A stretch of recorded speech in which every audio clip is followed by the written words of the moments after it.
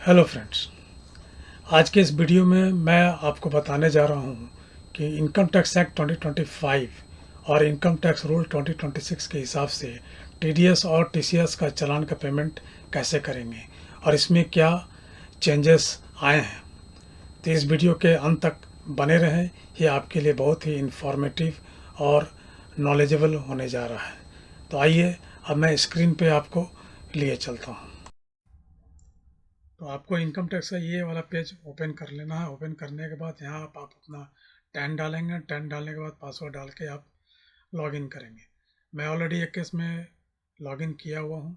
और यहाँ लॉगिन करने के बाद आपको इस तरह का पेज ओपन होगा, जहाँ आप ई फाइल पे जाके क्लिक करेंगे। ई फाइल में ई पे टैक्स पे जाएंगे और यहाँ पर दो ऑप्शन आपको दिख रहा होगा कि इनकम टैक्स एक्ट 25 के अंदर आपको टी डी एस चालान पेमेंट करना है या इनकम टैक्स एक्ट 1961 के अंदर। तो मैं यहाँ पर इनकम टैक्स एक्ट 2025 को सेलेक्ट कर लेता हूँ और आगे से कंटिन्यू करेंगे।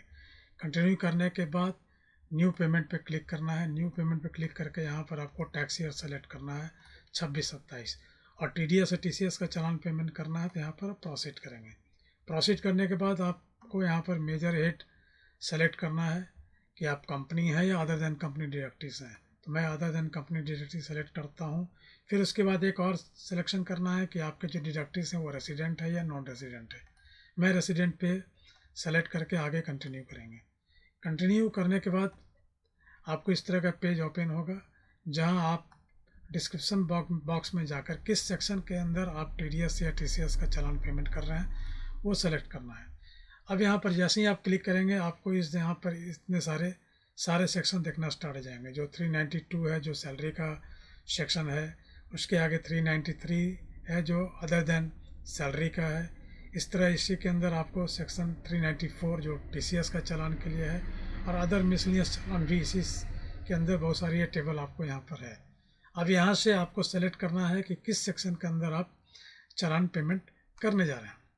मैंने ऑलरेडी दो video T D S on salary and T D S on other than salary पे डिटेल में इसके बारे में मैं बताया हुआ हूँ और मेरे यूट्यूब चैनल पे है।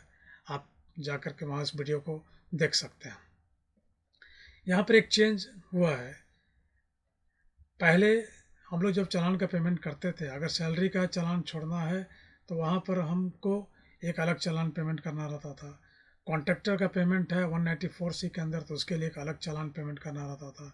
प्रोफेशनल को पेमेंट कर रहे हैं तो 194J के अंदर, तो उसके लिए टीडीएस के चालान के लिए अलग चालान पे करना पड़ता था। यानी कि हर सेक्शन के लिए अलग अलग चालान पे करते थे। अगर 5 सेक्शन में पेमेंट कर रहे थे तो 5 चालान आपको छोड़ना पड़ता था एक टैक्स पीरियड के लिए। इस बार उन्होंने चेंज किया है। यहाँ पर आप एक ही चालान के थ्रू डिफरेंट कैटेगरीज के अंदर आप डिफरेंट सेक्शन को सेलेक्ट करके आप पेमेंट कर सकते हैं। जैसे मान लीजिए मेरा अप्रैल महीना में जो सैलरी पेमेंट किया उस पर जो मैंने टी डी एस डिडक्ट किया है, तो उसके लिए 392 वाला सेक्शन को मैं यहाँ सेलेक्ट कर लूँगा। सेलेक्ट करके सपोज कि उस पर मैंने 50,000 रुपये का टी डी एस चालान काट के रखा है और उसका हमको पेमेंट करना है। तो ये 50,000 अमाउंट लिखेंगे। अगर सरचार्ज है कुछ तो सरचार्ज का डालेंगे। एजुकेशन सेस है मान लीजिए 500 100 रुपया इस तरह करके फिर ये आप ऐड कर लीजिए। ऐड करने के बाद फिर आपने कॉन्ट्रैक्टर को पेमेंट किया हुआ है। अब कॉन्ट्रैक्टर के लिए सेक्शन क्या है, वो T D S other than salary हो गया, तो वो सेक्शन 393 सब सेक्शन 1 के अंदर कवर हो रहा है। अब 393 सब सेक्शन 1 के अंदर बहुत सारे टेबल हैं। जितने भी प्रोविजंस थे पुराने एक्ट में, इनकम टैक्स एक्ट 1961 में, सेक्शन 192 से लेकर के सेक्शन 195 तक, इन सारे को टेबलर फॉर्म में कन्वर्ट कर दिया गया है। तो सेक्शन 393(1) के अंदर बहुत सारे टेबल हैं। Table 1 2 3 4 5 6 onwards. तो जिस कैटेगरी का आपका पेमेंट है, आपको पहले वो टेबल आप नोट कर ले कि मेरा किस टेबल के अंदर ये आएगा। जैसे मैंने रेसिडेंट कॉन्ट्रैक्टर को पेमेंट किया है, तो वो मेरा टेबल नंबर 6 के अंदर है। तो मैं सेक्शन 393 के अंदर स्क्रॉल करके नीचे आएंगे और देखेंगे कहाँ पर मेरा टेबल 6 आ रहा है। तो ये देखिए आ गया table number 6, section 393(1) table serial number 6/1 DA। अब यहाँ पर DA का मतलब क्या हुआ, अगर रेसिडेंट कॉन्ट्रैक्टर मेरा इंडिविजुअल एचएफ है तो उस केस में 1% के हिसाब से टीडीएस जमा करना होगा। तो अगर वो मेरा रेसिडेंट है तो यहाँ पे मैं इस सेक्शन को सेलेक्ट करूँगा। अगर वो अदर देन इंडिविजुअल कॉन्ट्रैक्टर है तो उस पर 2% का टीडीएस का रेट है, तो मैं उस सेक्शन को सेलेक्ट करूँगा।